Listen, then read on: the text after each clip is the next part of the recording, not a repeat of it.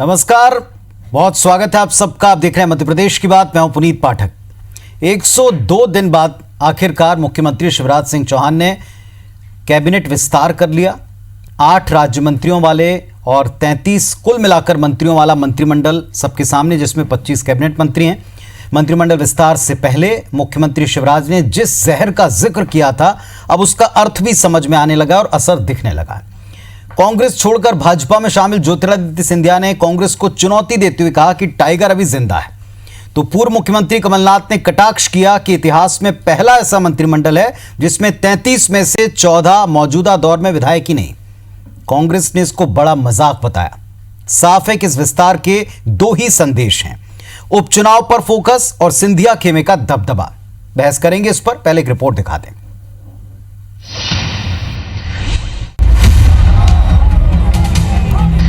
अभी इतना ही कहना चाहता हूं मैं, खास करके कमलनाथ जी को और दिग्विजय सिंह जी को, टाइगर अभी जिंदा है। ज्योतिरादित्य सिंधिया की यह हुंकार उपचुनाव से पहले साफ इशारा है कि शिवराज मंत्रिमंडल में जैसा वो चाहते थे वैसा हो चुका है।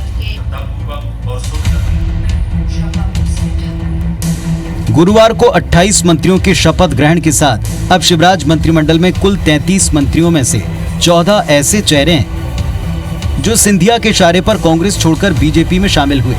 यानी मंत्रिमंडल का 42% हिस्सा सिंधिया समर्थकों का है, जबकि बीजेपी के 19 विधायक मंत्री बने। यानी 107 सीटों वाली बीजेपी की हिस्सेदारी 60% है। ज्योतिरादित्य सिंधिया के साथ 22 विधायक बीजेपी में शामिल हुए, जिनमें से 14 अब मंत्री बन चुके हैं। यानी 63% बागी विधायक मंत्री पद पा चुके हैं। वहीं 107 विधायकों के साथ कैबिनेट में भाजपा से 19 मंत्री बने, यानी 20% मंत्री बन पाए हैं। ये आंकड़े बताते हैं कि मंत्रिमंडल में इस बार कुर्बानी बीजेपी विधायकों को देना पड़ी है। उसे अपने 9 वरिष्ठ नेताओं को बाहर बैठाना पड़ा है। सालों से पार्टी में सक्रिय रहे राजेंद्र शुक्ल, गौरीशंकर बिसेन, सुरेंद्र पटवा, हरिशंकर खटीक, पारस जैन, गोपीलाल जाटव, साथ ही ऑपरेशन लोटस में सक्रिय रहे संजय पाठक और रामपाल सिंह को भी इस बार निराश होना पड़ा। मध्य प्रदेश के असफल मुख्यमंत्री माननीय शिवराज सिंह जी चौहान साहब, आप आज भोपाल में बैठ के मंत्रिमंडल विस्तार का जश्न मना रहे हो। आज एक किसान ने सोनगंज विधानसभा के अभयपुर गांव के नरेंद्र सिंह सेंधव ने खेत पे फांसी लगा के आत्महत्या कर ली है।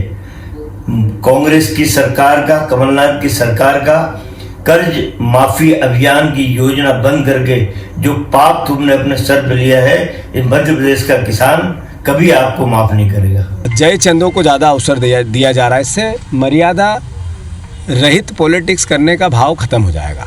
ऐसे लोगों को सबक सिखाना चाहिए जो इधर से उधर जाते हैं, चुन के इधर से आते हैं, सरकार गिराते हैं, खरीदते बिकते हैं और उधर चले जाते हैं। तो मध्य प्रदेश का इससे मैं समझता हूँ कि पॉजिटिविटी नहीं आएगी। आज से भाजपा में अंतर्कलह का विस्तार हो गया है। प्रदेश के हितों को ताक पे रखकर यह अंतर्कलह बीते 70 दिनों से चल रहा था। आज उसका व्यापक रूप से विस्तार हो गया है। भाजपा के निष्ठावानों को नकार कर अवसरवादियों को अवसर दे दिया गया।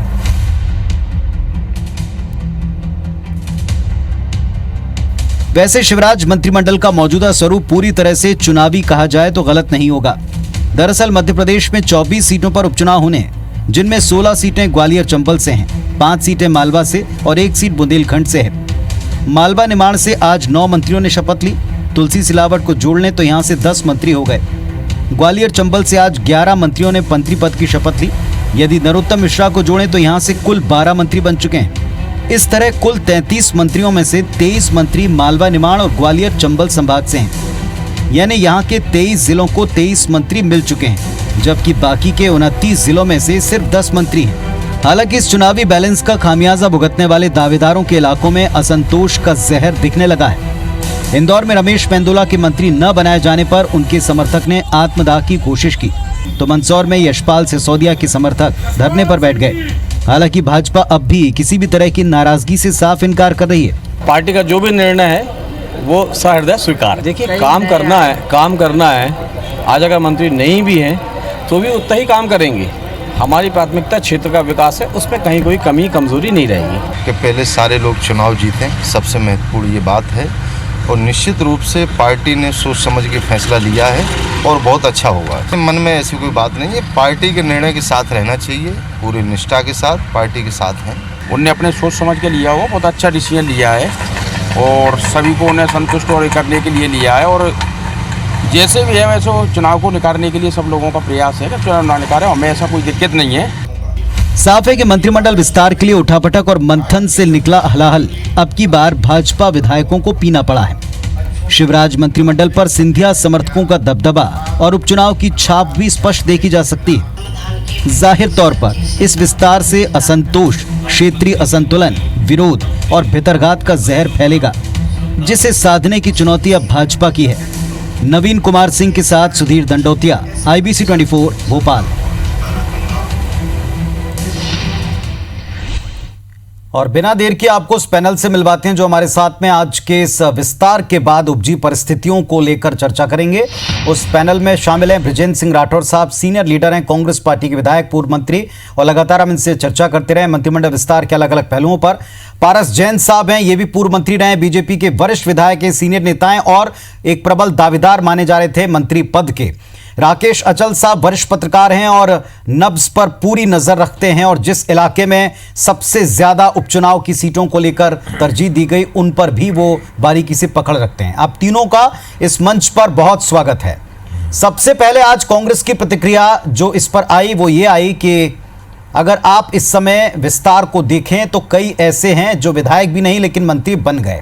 ये इतिहास भी है और ये एक बहुत बड़ा मजाक है, ये कहा गया। बृजेंद्र सिंह राठौर साहब, इसका पहले जो उत्तर दिया गया कि टाइगर अभी जिंदा है, कोई टिप्पणी इस पर आप करना चाहेंगे? इस विस्तार पर कोई एक राय रखना चाहेंगे?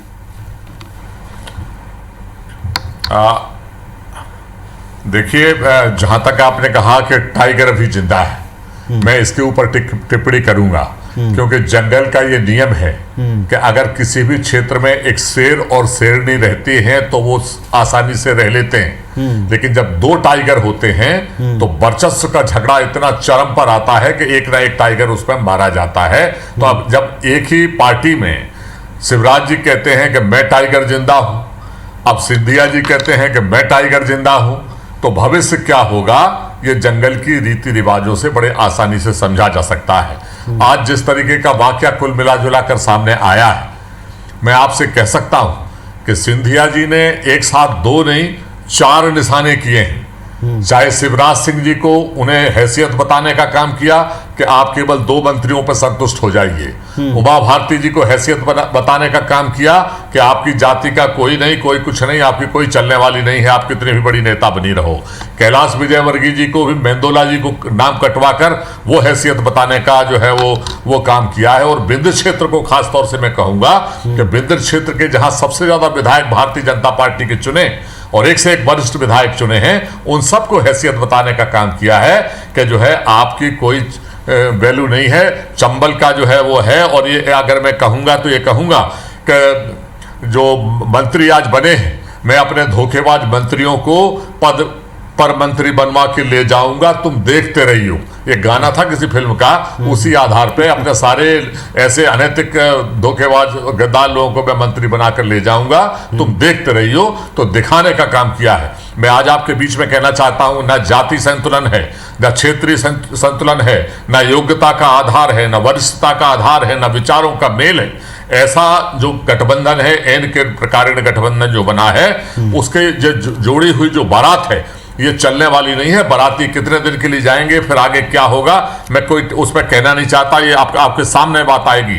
हमारे बुंदेलखंडी में हम लोग कहते हैं कि भैया जो कैसे निभे केर वेर को संग। तो जो अलग अलग विचारधाराओं के लोग जो केवल लालच की खातिर, अपने स्वार्थ की खातिर, अपने पद की खातिर इकट्ठे हुए हैं, ये केर वेर का संग निभने वाला नहीं है। अगर आप बबूल का बीज बोओगे तो आम की गुठली और आम का फल उससे मिलने वाला नहीं है। जैसा आपने किया है वैसा आपके सामने आएगा। आज वरिष्ठ से वरिष्ठ लोग भारतीय जनता पार्टी के बिंद में, चाहे गौतम जी हो, चाहे केदार शुक्ला जी हो, चाहे नागेंद्र सिंह 1, नागेंद्र सिंह जी 2 हो, चाहे राजेंद्र शुक्ला जी हो, चाहे खुद पारस जैन साहब हो, चाहे हमारे संजय पाठक जी हों, चाहे रामपाल सिंह जी हों, एक नहीं अनेकों ऐसे नाम हैं जो बड़े उम्मीद के साथ, बड़ी योग्यता के साथ जिन्होंने अपना परिचय दिया था और आज उनका नामो निशान नहीं है। और ऐसे लालची लोग जो कल तक आए, और 14 ऐसे के विधायक ही नहीं हैं जो चुने हुए जनता का आशीर्वाद लेकर बैठे हैं। इतिहास में पहले ऐसा हो रहा है कि वो मंत्री बन जाते हैं और जो चुने हुए लोग घर बैठे हुए हैं। अगर भाजपा है तो मुमकिन है। ये जो है बात आज जो है चरितार्थ हुई है। सागर जिले के 3 कैबिनेट मंत्री बनते हैं, पूरा बिंद छूट जाता है। इसलिए कहा कि भाजपा है तो मुमकिन है। पूरा मध्य प्रदेश देखता रहता है और चंबल के सबसे ज्यादा मंत्री बन के चले जाते हैं। चंबल एक तरफ और पूरा मध्य प्रदेश एक तरफ। यही बात है कि भाजपा है तो मुमकिन है। और विश्वासघाती मजे ले जाते हैं, निष्ठावान घर में बैठे रहते हैं। भाजपा है तो मुमकिन है, ये मैं आपके बीच में कहना चाहता हूं। चलिए, बीजेपी से विधायक और जो एक प्रबल दावेदार जिनका जिक्र आपने भी किया, हमारे साथ में पारस जैन साहब हैं। पारस जी, ऐसी क्या बात हो गई कि अंत तक नाम लगातार चलता रहा? अंत में जाकर क्या शिवराज जी जिस जहर की बात कर रहे थे, उसमें उस असर की जो बात कर रहे थे, उस पर तो बाद में जाएंगे, लेकिन क्या जहर जिन जिन लोगों के हिस्से में आया उसमें आप भी शामिल हो गए? अचानक से ऐसा क्या हो गया कि टाइगर के प्रभाव से बाकी सब पीछे रह गए और उन्हीं के लोग दिखाई पड़ रहे हैं? ये तो क्या है, संगठन का और पार्टी का जो निर्णय होता है, और जब कोई कमेंटमेंट यदि कोई पार्टी करती है तो उस कमेंटमेंट को पार्टी को पूरा करना चाहिए। और हमारे वरिष्ठ लोगों ने जो पहले कमेंटमेंट किया उसको पूरा करने की कोशिश की है, और मैं भी ये चाहता हूं कि उसको कोशिश पूरा करना। तो यदि इनका कमेंटमेंट किया है तो जो पार्टी के प्रति समर्पित लोग थे और अभी भी हैं, उन लोगों को रोकना स्वाभाविक था। और उसमें से हम 6-7 जने रुके हैं। हमको ये है कि भारतीय जनता पार्टी और प्रदेश के मुख्यमंत्री आदरणीय शिवराज सिंह चौहान फिर से मुख्यमंत्री बने हैं। और मुझे विश्वास है कि जो कांग्रेस सरकार ने पहले जो वादा किया था, और उस वादे के कारण सरकार आई थी और उन्होंने कहा था कि 2 लाख रुपए का कर्जा हम तुरंत माफ करेंगे, और नहीं करेंगे तो 10 दिन के अंदर हम ये करके दिखाएंगे कि हम 2 लाख का कर्जा माफ कर देंगे। लेकिन उन्होंने नहीं किया, और जिसके कारण परिकार के कारण पूरे लोग त्रस्त परेशान थे। और उसी को देखते हुए वो कांग्रेस के जो लोग थे और उन्होंने कोई निर्णय लेकर भारतीय जनता पार्टी को जुड़कर अभी वर्तमान में सरकार बनाई है। और मुझे विश्वास है, अब आपकी बातों से 2 सवाल निकल रहे हैं। पहला सवाल जो आपने कहा कि यहाँ जो पहले कमिटमेंट किया था उसको पूरा किया। पहली बात तो आप जैसे नेता आजकल बड़े बिरले हैं जो साफगोई से स्वीकार तो करते हैं कि ये पार्टी का पहले का कमिटमेंट था और उसको पूरा करने के लिए कुछ लोगों को कहा गया और उनको ऐसा करना पड़ा। जिम्मेदारी से आप इस बात को कहते हैं, बहुत बड़ी बात है। ऐसा आज के नेताओं में कम दिखाई पड़ता है। लेकिन पारस साहब, ये जो अभी जो कमिटमेंट निभाते निभाते परंपराएं, रस्में, जो पार्टी विद डिफरेंस का टैग, ये सब कुछ साइड में नहीं रख दिया गया? ना कोई सर्वे, ना कोई बात है, बस कमिटमेंट किया कि सरकार गिराई, हमारे साथ आए हैं तो मंत्री पद भी आपको देंगे, कैबिनेट में ज्यादातर चेहरे आपके शामिल होंगे, भले ही अभी आप चुने हुए प्रतिनिधि ना हो, और जो चुने हुए लोग हैं, अनुभवी हैं, वो बाहर बैठेंगे। इसी विषय का जिक्र तो मुख्यमंत्री जी कह रहे थे कि उनको पीना पड़ेगा। वो जहर की जो बात है, वास्तविक में कहीं जब भी कोई जहर पीने की बात है तो आखिर मुख्यमंत्री ने जो कहा है, जहर भी जब जहर समझ के पीते तो जहर लगता है, और यदि अमृत समझ के पिए तो वो अमृत लगता है। लेकिन ये बात निश्चित है कि जब कोई कमेंटमेंट किया है, और आपने भी कहा है, और मैं भी इस राजनीतिक जीवन में 6 बार विधायक रहा हूँ, हम जनता के बीच में जाते हैं, और जनता के बीच में यदि हम कोई कमेंटमेंट करते हैं और उस कमेंटमेंट को पूरा करते हैं तो दूसरी बार हमको लोग वापस आशीर्वाद देते हैं और फिर हम विधायक बनते हैं। इस प्रकार होते तभी तो आदमी बनता है। तो कमिटमेंट जो है वो हर हालत में पूरा होना चाहिए। कमिटमेंट कह रहे हैं, विपक्ष इसको लगातार सौदेबाजी कहता रहा, मंत्री पद का सौदा, पार्टी में भागीदारी का सौदा, विपक्ष का टिकट का सौदा। विपक्ष का काम है, ये विपक्ष का काम है आरोप प्रत्यारोप करना, ये उनका काम है और करना भी चाहिए, ये उनका धर्म है। लेकिन ये बात निश्चित है कि ये सरकार पूरी तरह से चलेगी और मध्य प्रदेश का विकास होगा। यदि आपने देखा हो, कोरोना जैसी महामारी आई, इसके पहले जो सरकार थी कमलनाथ जी की, उनने कोरोना के बारे में कोई बैठक नहीं करी। हमारी सरकार आने के बाद मैं उज्जैन से प्रतिनिधित्व कर रहा हूँ, आज भी ये देखेंगे तो कोरोना का मरीज 0 आया है। ये इसलिए कि प्रयास ने कोरोना में मध्य प्रदेश और देश के प्रधानमंत्री ने जो काम करके दिखाया है, शायद इस काम को कोई भी नहीं कर सकता।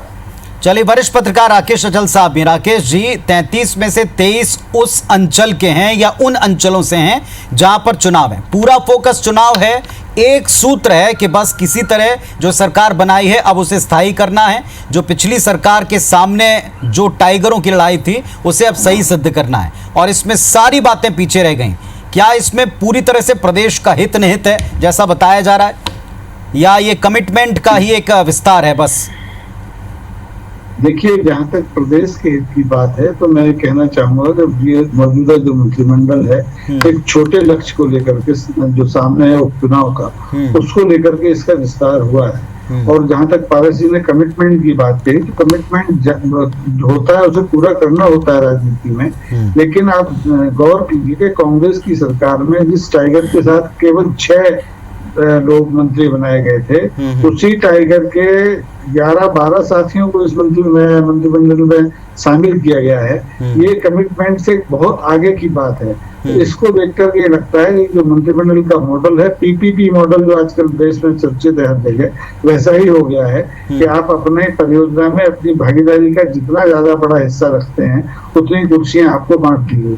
विजयेंद्र सिंह जी ने बात अभी रखी थी कि इसमें बहुत से ऐसे लोग हैं जो किसी विधानसभा के सदस्य ही नहीं है, उनको भी मंत्री बना दिया है। तो राजनीति में नैतिकता के प्रश्न तो बहुत पीछे छूट गए हैं। अभी तो कुल सामने लक्ष्य है कि कैसे उपचुनाव जीत करके इस सरकार को स्थायित्व दिया जाए। सरकार तो लंबी चलानी होगी राकेश जी, सरकार तो अगर आपको लंबी चलानी होगी तो क्या उपचुनाव के बाद फिर परिस्थितियां बदलेंगे? क्या अभी जो कमिटमेंट करके निभा के चुनाव जीत लें, बाद में फिर कुछ और कमिटमेंट्स हैं जो अभी दिख नहीं रहे? देखिए, ये बिल्कुल तय है कि उपचुनाव के बाद परिदृश्य बदलेगा, परिस्थितियां बदलेंगी और मंत्रिमंडल का स्वरूप भी बदलेगा।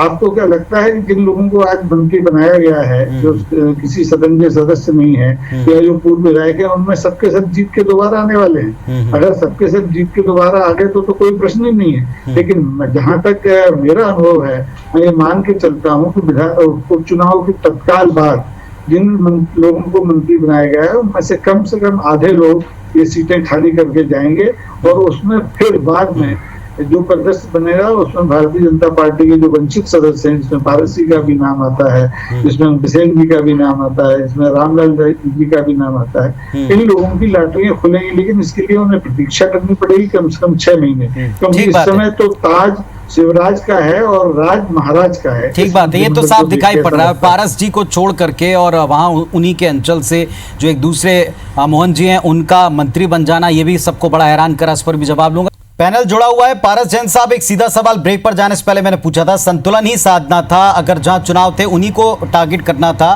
तो ये अंतिम वक्त में ऐसा क्या हुआ? यादव साहब जो हैं वो मंत्री पद पा गए, लेकिन पारस जी नहीं, जिनके पास तजुर्बा है, जो डेडिकेटेड हैं, जो बात को समझते हैं। क्या जो बात समझते हैं उनको ही समझा दिया गया, उन्हीं से त्याग करवा लिया गया? देखो, त्याग तो हमेशा उसी आदमी को करना पड़ता है जो संगठन के प्रति हमेशा समर्पित रहता है, पर पार्टी भी उस पर भरोसा करती है कि यदि हम इनको कहेंगे तो पार्टी की बात खाली नहीं जाएगी। तो ऐसे ही लोगों को हमेशा त्याग करते आना पड़ा है, ये इतिहास कहता है। तो राकेश जी कह रहे हैं कि अभी अब जैसे चुनाव होंगे इसके बाद परिस्थितियां बदल जाएंगी, और ये केवल राकेश जी नहीं, बाकी तमाम लोगों का भी असेसमेंट है कि अभी यहाँ का कमिटमेंट निभा दिया, फिर बाद में अपने लोगों का कमिटमेंट निभाएंगे। यदि कोई मौका आया तो जो पार्टी निर्णय लेगी वो फिर उस पर हम फिर विचार करेंगे, पार्टी आदेश देगी उसका पालन करेंगे। चलिए ठीक है। बृजेंद्र सिंह राठौर साहब, कुल मिलाकर पूरा फोकस अब की बार के उपचुनाव पर है। कांग्रेस पार्टी को क्या लगता है अब इस विस्तार के बाद, क्योंकि एक तरफ टाइगर जिंदा है, किन नेताओं को टारगेट करते हुए कहा गया ये दोहराने की जरूरत नहीं है। आपके 2 शीर्ष नेताओं को साफ तौर पर चुनौती दे रहे हैं कि टाइगर जिंदा है, और अभी मौजूदा स्थिति देख लें कि क्या अनुपात बनता है उनके लोगों का मंत्रिमंडल में, बिना चुने हुए भी क्या दबदबा रहता है, जिसको लेकर शंका शुभा व्यक्त करती रही कांग्रेस पार्टी अपने पुराने साथियों को लेकर। ये उपचुनाव को लेकर सब कुछ है, ये तो बात सभी समझ रहे हैं। क्या इसमें अब कांग्रेस की चुनौतियां बढ़ी हैं?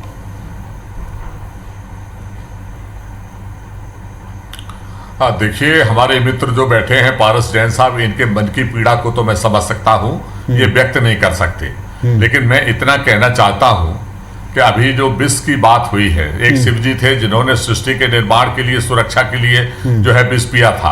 हमारे शिव जी ने तो ऐसे लोगों के विष पिया है जो आयतित हैं, स्वार्थ लोभ लालच की वजह से विश्वासघात करके धोखेबाजी में प्रोत्साहन लेकर जनता को लूटने का काम कर रहे हैं। ऐसे लोगों को विष पीने का जो काम कर रहे हैं, ऐसे लोगों को अब चाल चरित्र चेहरा और शुचिता की राजनीति करने का अधिकार बचता नहीं है। ये आप बोलना आज के बाद बंद कर दीजिए। हमारे मित्र ने कहा माफिया के ऊपर से, मैं माफियाओं को खिलाफ जो कांग्रेस पार्टी काम कर रही थी, जिसका इन्हें डर था 15 साल से, जिनके साथ इनका गठजोड़ था, इसकी वजह से इन्हें चिंता थी कि कांग्रेस की सरकार को जाना चाहिए। कोरोना को कांग्रेस ने मीटिंग की थी, कोरोना को लाने वाले आप हो, क्योंकि जब कोरोना मध्य प्रदेश में पेश हुआ आया उस वक्त आप सरकार गिराने में लगे थे। जहां तक इन उपचुनाव का सवाल है, ये सिंधिया जी ने हमारे कांग्रेस के लोगों को टारगेट नहीं किया, क्योंकि कोई फर्क नहीं पड़ रहा है। ये टारगेट जो अभी आपने मैंने नाम लिए है ना, कैलाश विजयवर्गीय जी, उमा भारती जी, शिवराज सिंह जी, आज मतलब यशपाल सिसोदिया हो सड़कों पे आ रहे हैं, मेंदोला जी के लोग सड़कों पे आ रहे हैं, तेल डाल रहे हैं,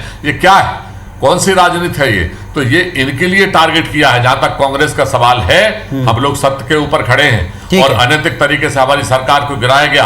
अगर हमारी सरकार नहीं गिरती तो अभी तक 2 लाख रुपए का कर्जा भी हम माफ कर चुके थे। तो सरकार में वापसी के चांसेस इस मंत्रिमंडल विस्तार से बड़े हैं या क्षीण हुए?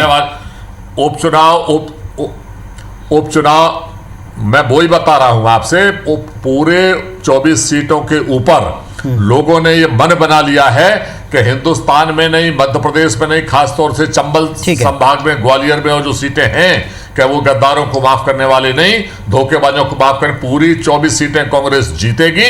और ये जो सपने देख रहे हैं ना कि इसके बाद कुछ होगा, पहली बात तो कोई जीत रही नहीं है, और 2-4 जीतेंगे भी तो अब ये किसी को हटा नहीं सकते।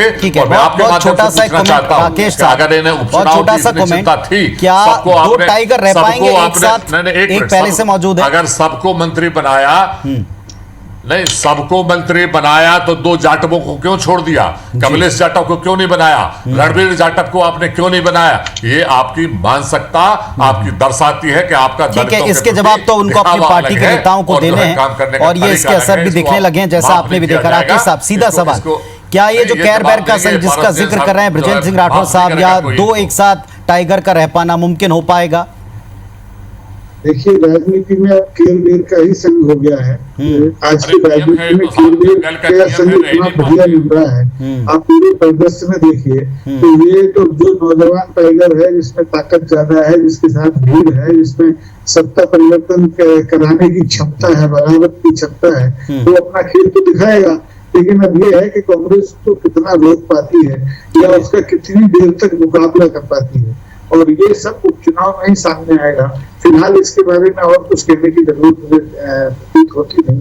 ठीक बात है। चलिए, संकेत साफ हैं, उपचुनाव को देखते हुए मंत्रिमंडल विस्तार है, कमिटमेंट को देखते हुए मंत्रिमंडल विस्तार है, और किसका दबदबा है सामने दिख गया है।